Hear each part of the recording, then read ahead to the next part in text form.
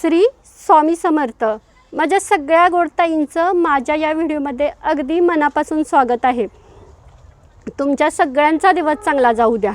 मी गावी आलेली आहे आणि गावचं वातावरण तर तुम्ही बघत आहात किती छान आहे. माझ्या आयुष्यातील ज्यावेळेला माझ्याकडे भरपूर वेळ होता त्यावेळेला माझ्या मनातनं नेहमी निगेटिव्ह कमेंट यायचे, वाईट विचार यायचे. नंतर ना मला भरपूर असा एकांत वेळ मिळायचा आणि नेहमी मी सारखे डिप्रेशनमध्ये असायची. या सगळ्यातून मी बाहेर कशी पडली हे मला तुम्हाला या व्हिडिओमध्ये थोडक्यात सांगायचं आहे. बघा, प्रत्येकाच्या आयुष्यात हे चालू असतं आणि या सगळ्यातून आपल्याला बाहेर पडणं खूप गरजेचं असतं. आत्ता माझं असं बिझी शेड्यूल असतं ना की मला एक्स्ट्रा काही काम करायचं म्हटलं ना तरीसुद्धा वेळ मिळत नाही. पण हे सगळं मी कसं मॅनेज केलं ते मी तुम्हाला थोडक्यात. तुम्हाला तर माहिती आहे, मुलं म्हणजे शाळेत जायला लागल्यानंतर आपल्याला घरातील सगळी कामं झाल्यानंतर आपल्याकडे ना बराच वेळ शिल्लक राहतो. मग आपण काय करतो, एकतर टी व्ही बघण्यात घालवतो किंवा मोबाईल बघण्यात घालवतो किंवा इतरांशी गप्पा मारण्यात घालवतो किंवा बऱ्याच वेळेला ना आपल्या जे शेजारी आजूबाजूला असतात या लोकांच्यात घालवतो. मग ना आपण इतरांविषयी काहीतरी बोलत असतो किंवा ते आपल्याला सांगत असतात किंवा आपण इतरांचा विचार करत असतो. यामुळे परिणाम काय होतो, आपण आपल्या कामात आपल्या रोजच्या शेड्यूलमध्ये ना आपण आपल्या स्वतःला आपल्या कामाला कमी वेळ देतो आणि नेहमी मनात ना दुसऱ्यांच्याबद्दल विचार करत असतो. नेहमी मनात निगेटिव्ह विचार करत असतो. आपण दुसऱ्याचं कोणाचं तरी काहीतरी ऐकतो आणि आपल्या मनात तसंच येतं, अरे बापरे, माझ्या बाबतीत हे असंच घडू शकतं, माझ्या बाबतीत ही तसंच घडू शकतो किंवा हा असाच आहे, तो तसाच वागतो. एवढं सगळं करून तो माझ्याशी असा का वागला, एवढं मी सगळं करते तरी ती माझ्याशी अशी का वागली. किंवा आपल्या शेजारचे घ्या, आपण त्यांच्याशी चांगलं वागतो बोलतो. पण मला थोडक्यात काय तुम्हाला सांगायचं आहे, ज्या वेळेला आपल्याकडे रिकामा वेळ असतो आपण असं म्हणतो की नाही आम्ही घरात असतो, आमच्याकडे भरपूर वेळ नसतो, आम्हाला घरकामं भरपूर असतात. तुम्ही हा एक विचार करा, ज्या वेळेला तुम्ही घरात काही ना काहीतरी काम करत असताना त्यावेळेला ना तुमच्या मनात ना अनेक विचार येत असतात. मग तुम्ही कधी स्वतःबद्दल किंवा आपल्या कामाबद्दल विचार करता का? नाही करत. आपण नेहमी ना आपल्या विचारात ना दुसऱ्यांचेच विचार असतात. तुम्ही एकदा हा विचार करून बघा, मग तुम्हाला या गोष्टी लक्षात येतील. माझ्या बाबतीतही असंच व्हायचं. काही कारण नसताना ना मी उगाच दुसऱ्यांचा विचार करत बसायची आणि मग मला ना त्यातून इतकं डिप्रेशनमध्ये मी जायची. मला असं वाटायचं, अरे आत्ता मला असं वाटतं, अरे का मी माझा एवढा वेळ वाया घालवला असेल. आत्ता माझ्याकडे मशीनचं खूप चांगलं काम आहे आणि यूट्यूबचा पण सोर्स माझ्याकडे खूप छान आहे. मग आता ना मी माझ्या कामातून वेळ काढून ना मशीनच्या कामामध्ये जास्त लक्ष दिलं, नंतर यूट्यूबमध्ये जास्त लक्ष घातलं. आता काय होतं, जरी मी घरातलं काम करत असले किंवा मशीनचं काम करत असले किंवा यूट्यूबचं काम करत असले ना, तर तिथे काय विषय मांडायचा, यूट्यूबवर असू द्या किंवा मशीनवर कोणता ब्लाऊज शिवायचा आहे, कोणत्या कस्टमरचा शिवायचा आहे, त्याला डिझाईन कशी करायची आहे, म्हणजे असे डोक्यात आपले विचार असतात. त्यामुळे बाहेर कोण काय म्हणतं आहे, कोण काय करतं आहे याच्याशी जास्त आपला संबंध येत नाही. आणि जरी समोरून कोणी आपल्याला काही वाईट सांगायला आला किंवा दुसऱ्याबद्दल आपल्याकडे काही तक्रारी करायला आला ना, तरी ना मी तेवढं ऐकते आणि तिथल्या तिथे सोडून देते. का तर मला माझं पुढचं म्हणजे यूट्यूबचं काम करायचं असतं किंवा मला माझं मशीनचं काम असतं किंवा मला माझ्या घरातलं काम असतं. मला ना नेहमी असं वाटायचं की याने मला फोन करावा, त्याने मला फोन करावा, तिने मला फोन करावा, तिने माझ्यासाठी वेळ काढावा.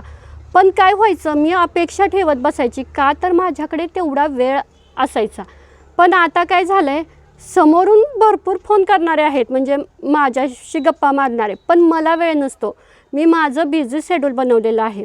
अगदी ताईंनो, मला तुम्हाला हेच सांगायचं आहे. कारण काय होतं ना, आपण घरी असलो आणि घरातलं काम जरी करत असलो ना तरी अशा या फालतू निगेटिव्ह विचारांपासून ना आपण स्वतः लांब राहायचं आहे. हे सगळं ना आपल्या हातात आहे.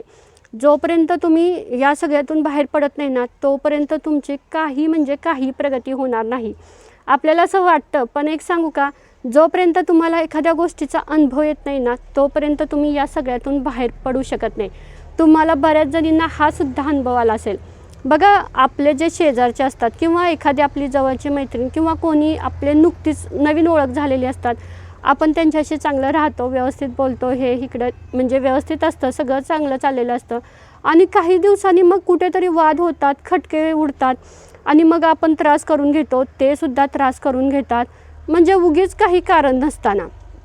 हे जर आपण आपल्या कामात असलो, ते त्यांच्या कामात असले, आपण एकमेकांना ठीक आहे, मी असं म्हणत नाही की तुम्ही सगळ्या जगापासून लांब राहावा, शेजारी म्हणजे आपला मित्रपरिवार, नातेवाईक या सगळ्यांच्यापासून लांब राहावा असं मी तुम्हाला सांगत नाही.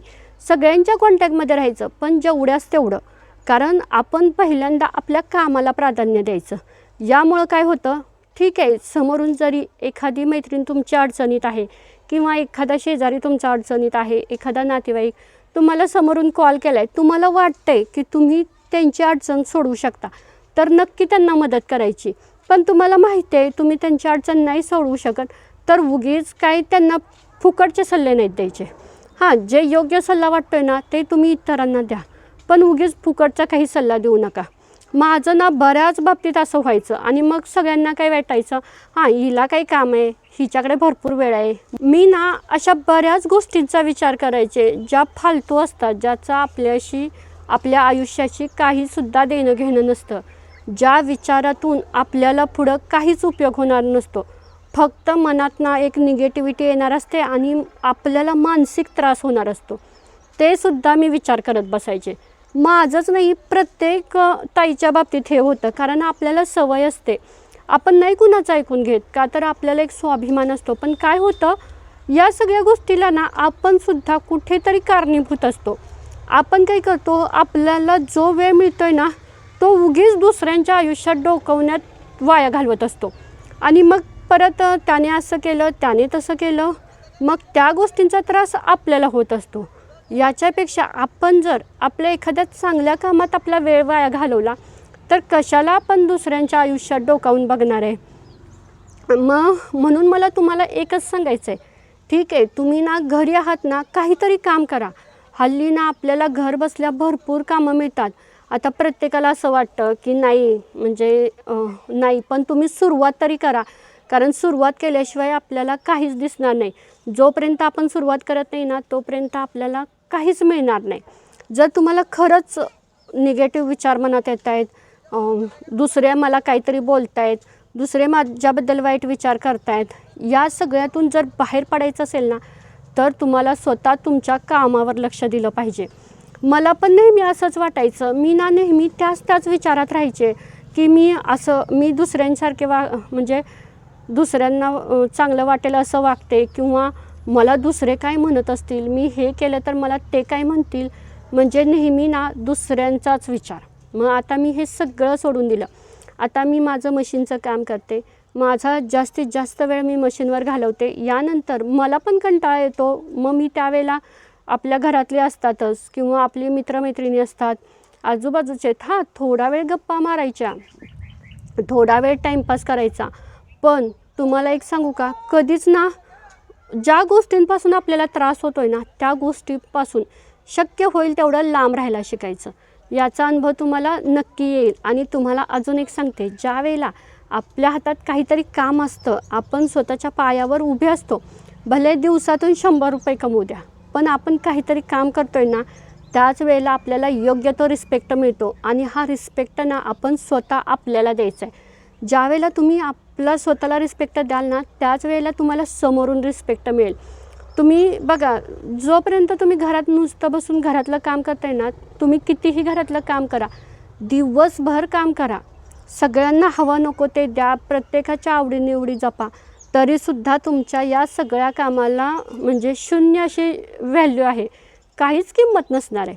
पण हेच जर तुम्ही काहीतरी काम करताय आणि घरातल्यांच्याकडे थोडंफार दुर्लक्ष होतं आहे, घरी थोडंफार दुर्लक्ष होतं आहे, पण तुम्ही काहीतरी व्यवसाय करताय, तर तुम्हाला ना कोणीच काही बोलणार नाही. का तर त्यांना माहिती असतं हिला काम असतं, त्यामुळे हिला प्रॉपर घरी वेळ नाही मिळत घरचं थोडं काम करायला, त्यामुळे तुम्हाला कोणी काही बोलणार नाही. पण हेच जर ना तुम्ही घरी कितीही काम केलं ना तरी तुम्हाला नाही हो किंमत मिळत.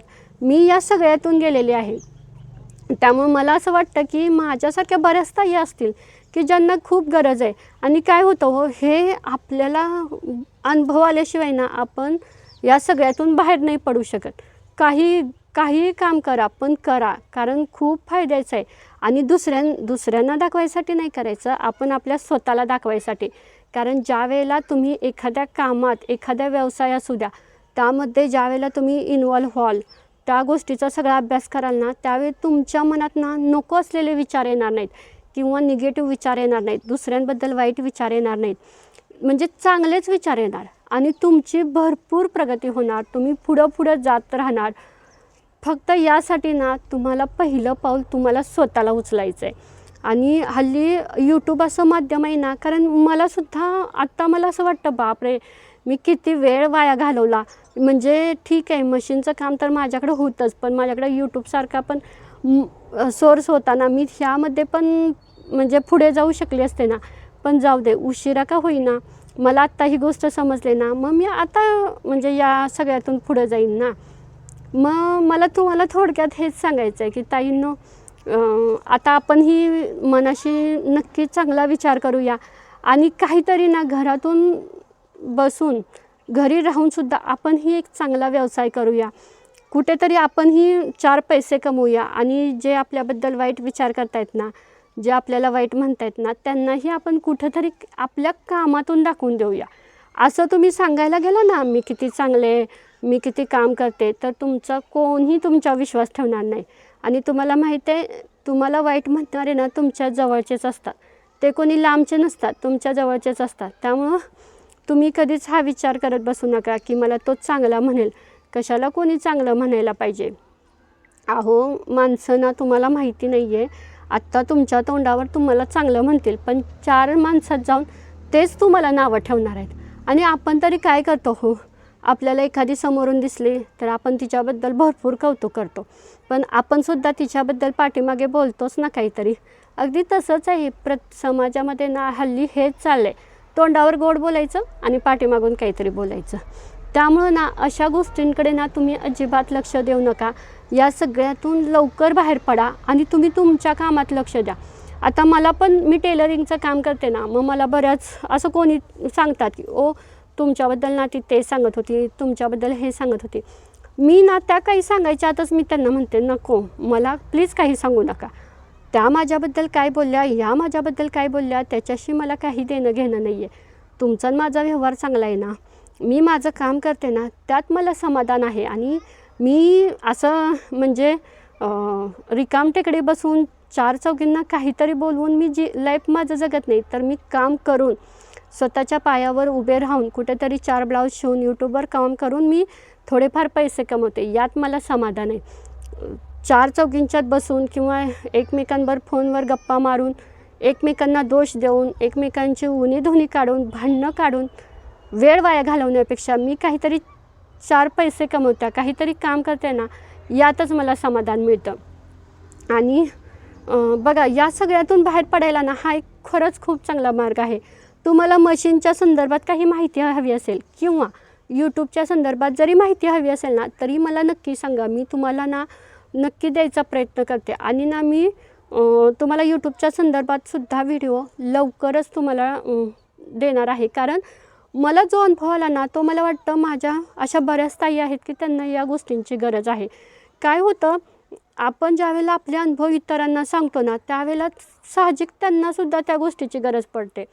आणि हे काही मी सगळं स्वतः शिकून नाही आलेली, मी सुद्धा तुमच्यासारखेच सर्वसामान्य आहे.